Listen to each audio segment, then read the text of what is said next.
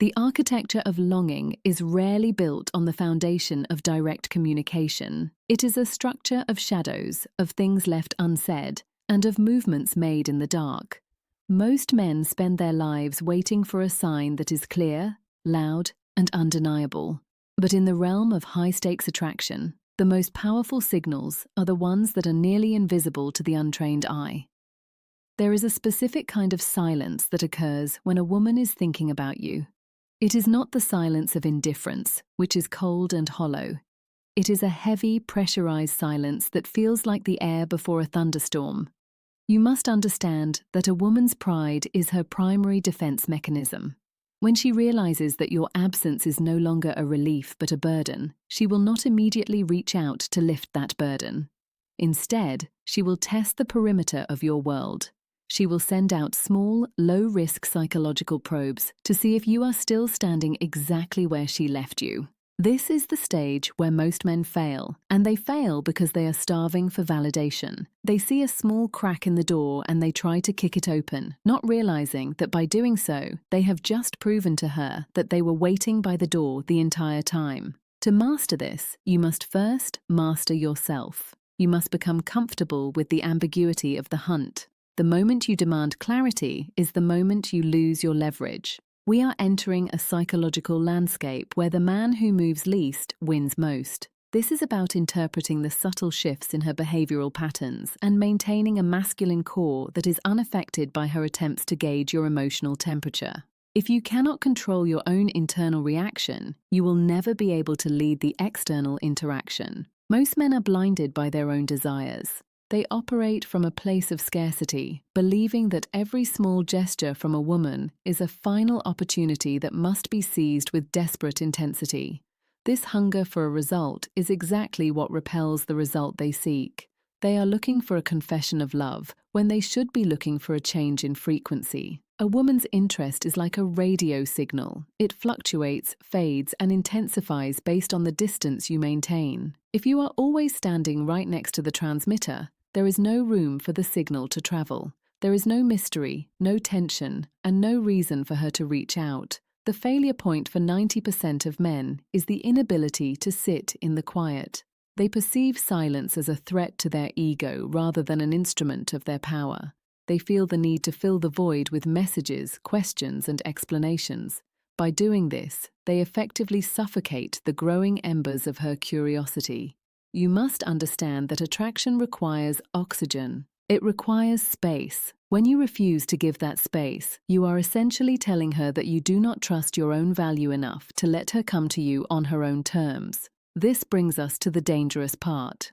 The consequences of failing to recognize these subtle signals are not just a temporary setback. They are often permanent. When you react prematurely to a subtle signal, you perform what is known as a frame collapse. You show her that your internal state is entirely dependent on her external actions. This is the ultimate red flag for a high-value woman. She is looking for a mountain, not a weather vane. If a single story view or a vague text message causes you to change your behavior, you have proven that you are easily manipulated. This realization kills her attraction instantly. She no longer feels safe following your lead because she knows your lead is dictated by her whims. You become predictable, and predictability is the death of desire. Furthermore, by overreacting, you remove the necessity for her to exert any further effort. Why should she work to get your attention when she knows she can have it with a single click? You have effectively handed her the remote control to your emotions, and once she has it, she will quickly lose interest in watching the show. This is how men find themselves in the friend zone or completely ignored. They were too loud when they should have been quiet, and they were too available when they should have been a mystery. The solution to this cycle of failure is the cultivation of radical emotional control. This is the high-value behavior that separates the men who lead from the men who follow. You must reach a point where your peace of mind is not up for negotiation. Your value is a constant, not a variable. When a woman sends a signal, your job is not to respond, but to observe. You must treat her actions like data points in a larger experiment. Is she actually moving closer, or is she just testing to see if you are still there? High-value behavior is defined by its lack of urgency. You are a man with options, a man with a mission, and a man whose time is the most valuable commodity he possesses. When you operate from this frame, you do not jump at every notification. You do not analyze every word for hidden meaning. Instead, you maintain your course. If she wants to be part of your world, she must make it clear. Your silence is not a game, it is a boundary. It is a statement that you are not interested in crumbs. You are interested in a woman who has the courage to be direct, and until she reaches that level, you remain a stoic observer of her orbit. Let us look at the first signal, which we will call the digital ghost orbit. This is when she begins to consume your digital presence without making any direct contact. Consider the case of Adam. Adam had been in a situation where things had gone cold. Instead of chasing, he went completely silent for 3 weeks. He focused on his fitness, his business, and his own personal development. One Tuesday night, he noticed she had watched his Instagram story within minutes of him posting it. This happened again the next day and the day after that. Adam felt the urge to message her, to say something like, "I see you watching." But he stopped. He realized that this was a low-stakes probe. She was checking to see if he was miserable without her. If he had messaged her, he would have confirmed that he was indeed paying attention to her watching him, which would have given her the validation she wanted without her having to earn it. By staying silent, Adam kept the mystery alive. He showed her that he was living his life, posting his progress, and that her digital presence was irrelevant to his emotional state. This lack of reaction eventually drove her to send a direct message, asking a legitimate question because her subtle signals had failed to get a rise out of him. This is the power of the stoic frame. The second signal is the social proxy encounter. This occurs when she uses third parties or shared environments to keep herself in your consciousness. She might mention you to a mutual friend, knowing it will get back to you. Or she might show up at a venue where she knows you will be, only to act surprised to see you there. Take the example of Marcus. Marcus was at a local lounge with his brothers when his ex-girlfriend walked in.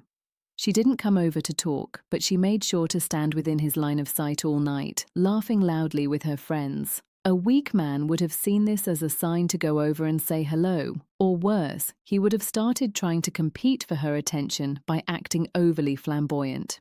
Marcus did neither.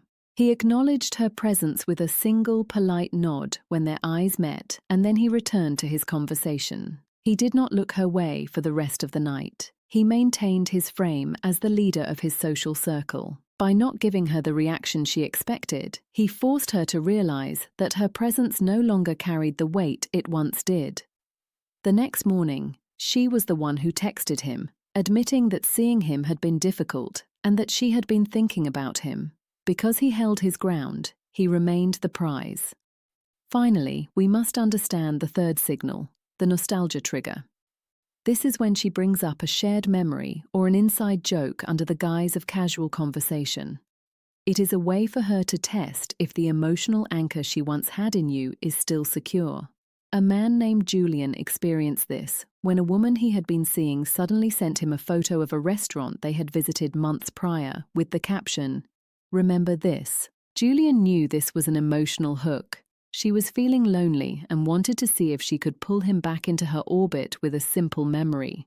Instead of diving into a long conversation about how much he missed those times, Julian replied with a short, grounded message, "Good food there. Hope you're doing well." That was it. He acknowledged the memory without becoming emotional. He showed her that while he remembered the past, he was not a prisoner to it. This forced her to realize that if she wanted to experience that kind of connection again, she would have to do more than just send a photo. She would have to actually show up. The lesson in all these cases is the same. The man who can observe a signal without being triggered by it is the man who remains in control. You must understand that a woman's longing is a fire that needs the wind of your absence to grow. If you keep throwing the water of your attention on it too early, you will extinguish the flame before it ever becomes a roar. Be the mountain. Be the man who is so rooted in his own purpose that the shifting winds of female attention cannot move him. When you master the art of interpreting these signals without losing your emotional control, you become something far more than just a guy she used to know. You become the high-value man she can never quite get out of her head, the one who saw through the games and remained unmoved. This is the path of the Stoic leader. This is the way of the brotherhood. Stay focused, stay grounded, and never let your emotions dictate your direction. The world belongs to the man who can watch the signal, understand its source, and wait for the moment that truly matters before he makes his move. Your strength is not in your words, but in your ability to remain silent when the world expects you to speak. Keep your head high and your frame solid.